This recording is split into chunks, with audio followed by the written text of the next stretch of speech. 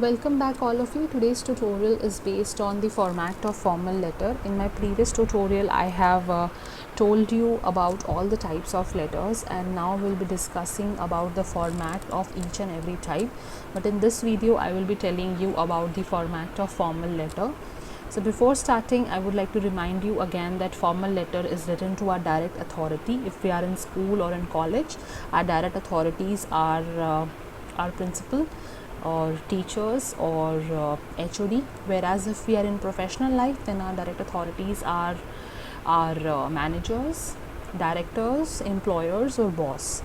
So these are the people to whom we write the formal letter. Now let's start with the format. Before that, I would like to tell you that when we were in school or in college, we used to follow a format of letter that in which we were writing the sender's address, the receiver's address, or we were also using commas, but nothing is used in IELTS. Neither we are writing the sender's address nor the receiver's address, and also we are not adding any comma over here. As you can see on the screen that in the formal letter I have not added any comma. So you are also you are also requested not to put a comma. So let's begin. First of all, when you will be starting this letter, so you will be starting it with dear sir or dear madam. I have mentioned both, but you have to write only one. Why I have mentioned this one is because maximum student write dear ma'am, but no, we are supposed to write madam if we are going with a female person, and we can write dear sir. And in this case, the D of dear and S of sir or M of madam remains capital. The rest are small. Now then again you will be leaving a line. After that you will be moving on to introduction, which will be covered in 3 to 4 lines, and then again leave a line. Move on to body paragraph 1, that will be covered in 11 to 12 lines. Again leave a line, move on to body paragraph 2, that will be covered in 11 to 12 lines.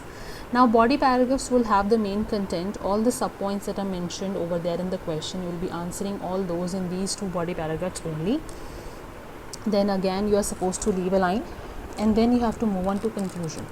Conclusion needs to be one liner or maximum of 2 lines, and nothing more than that, and this is optional in the case of formal letter.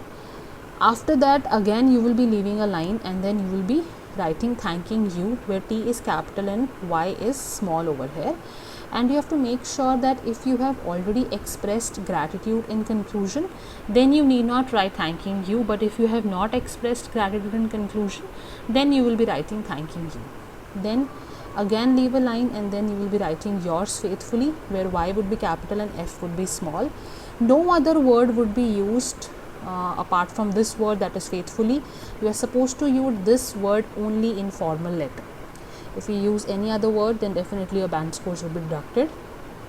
On the right side of this, you have to write date, and this is mandatory in the case of formal letter. Then again you are supposed to leave a line, and at the end you are supposed to write your full name. It is always preferred to not write your name, but write an imaginative English name. So this is the format of formal letter, in which 2 main things are there. One is conclusion is optional and date is mandatory. And the other thing that you always need to keep in mind is that over here we'll be writing yours faithfully at the end.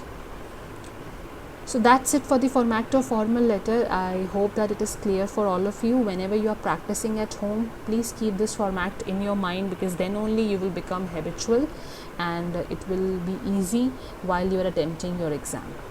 Thank you so much.